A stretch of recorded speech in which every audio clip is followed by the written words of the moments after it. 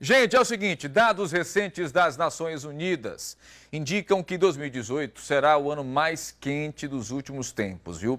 Segundo a Associação Brasileira de Otorrinolaringologia, pode haver um aumento das inflamações e infecções no ouvido.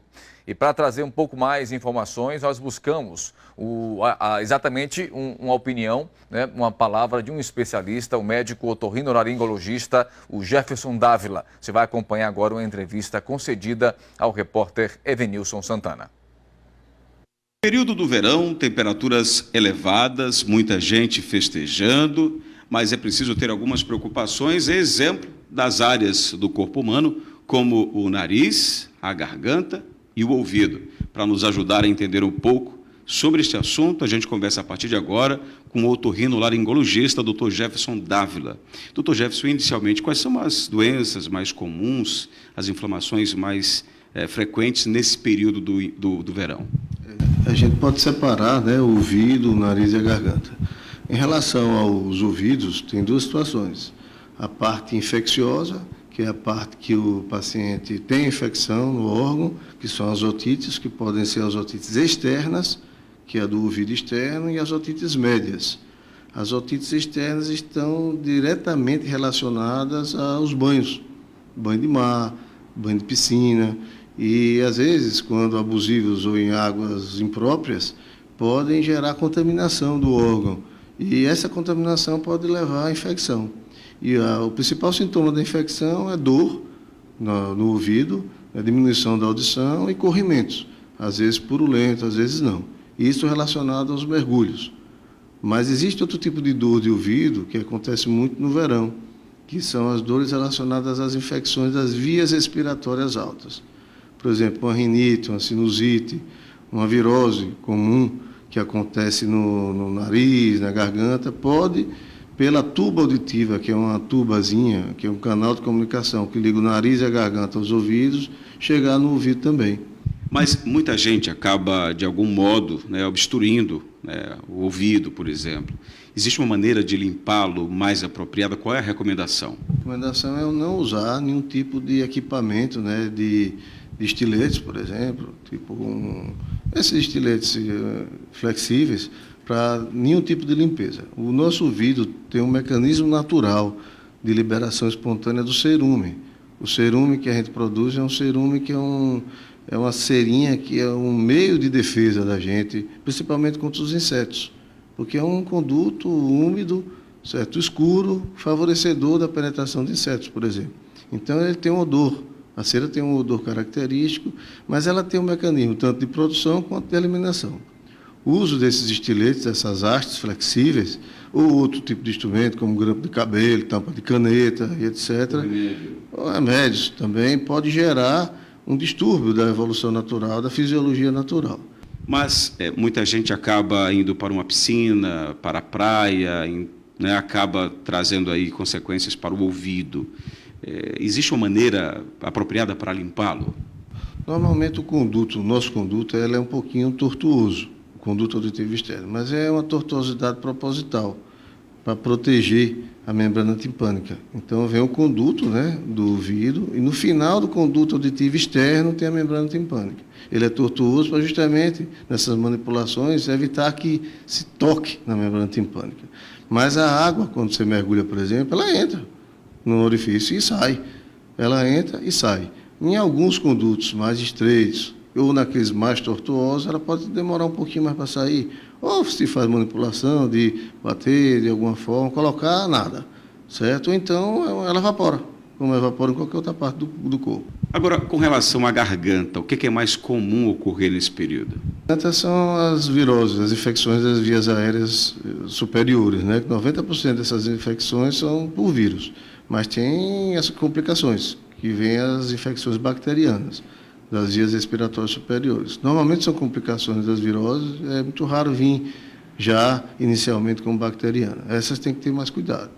Então passa de uma rinite simples, de um resfriado comum, para uma sinusite, por exemplo, né? Que é a infecção dos seios da face. Então já é diferente. Então tem que ser abordada de uma forma diferente o seu tratamento.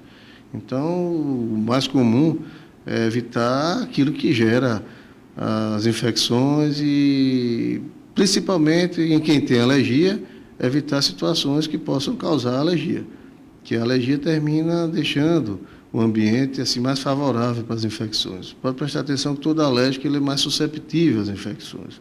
Ele gripa mais, ele tem mais rinite, sinusite, bronquite, as otites. Então tem que ter certos cuidados a vida toda, porque a alergia às vezes não tem cura. Agora, o ar-condicionado, nesse período, ele acaba sendo amigo, sobretudo, de quem tem rinite ou qualquer outro tipo de inflamação, ou ele é inimigo totalmente? O ideal seria não existir o ar-condicionado mesmo e a gente viver numa temperatura agradável, que seja assim harmoniosa para dormir, por exemplo, no sono, né? Então, tanto o ventilador quanto o ar-condicionado tem que ter cuidado. Tudo tem seus prós, porque refresca o ambiente, mas tem os contras, né? O ventilador, por exemplo, levanta a poeira do ambiente. O ar-condicionado, se não for utilizado numa temperatura adequada, ele fica frio demais, né? Aí você fica com aquele choque térmico, aí a pessoa está deitada, com as costas mais quentinhas, se vira na cama, pega aquele ar gelado.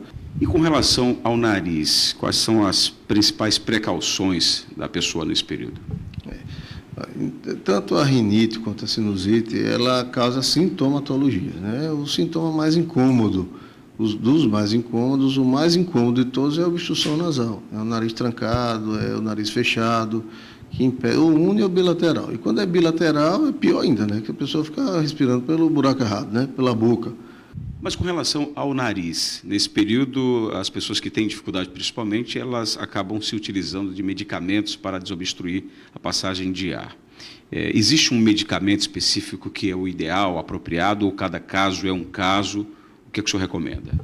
Os medicamentos que são utilizados de gotas, né, no nariz ou spray são chamados de errinos, certo? Esses remédios são muito bons, mas ele tem que ser utilizado da forma correta. Por exemplo, os vasoconstrictores periféricos, né, que são esses remédios de nariz que você coloca e desentope. Tem duas situações importantes. O efeito rebote, ele desentope, depois volta a ficar entupido e às vezes pior ainda do que quando começou. E se ultrapassar, por exemplo, o período de 5 dias, ele, pela absorção da droga pelo nariz, que o nariz tem os cornetos, os cartuchos, que é um poço de sangue, vai para a circulação e pode chegar no coração. Pode fazer mal, por exemplo, para quem tem hipertensão arterial, pode, a longo prazo, gerar cardiopatias variadas. Então, é bom ter cuidado com o vasoconstrictor. Existem os corticoides tópicos também, que são usados no nariz, spray também, que também não pode ser utilizado a longo prazo. Tem que ser sob orientação médica e acompanhamento. Dr. Jefferson, muito obrigado por essa entrevista. Queria que o senhor pudesse deixar uma mensagem para os nossos telespectadores da TV Atalaia, no que diz respeito às outras precauções e o que seja importante para esse período agora. Lembrando um pouquinho, né, que normalmente o verão é um período que tem muitas festas, sabe? E as festas já estão à tona, né, e vão vir outras aí, né? E a gente tem que ter cuidado com os nossos ouvidos também, por causa dos ruídos, né? Então é melhor ter cuidado com o barulho, porque isso pode gerar o trauma acústico e uma perda auditiva que muitas vezes é irreversível. Você perde para o resto da vida. Então tem que ter cuidado com ruídos ambientais. Se for para uma festa, por exemplo, procurar ficar longe da fonte sonora, procurar proteger seu ouvido de alguma forma, com algum pluguezinho, se não tiver como.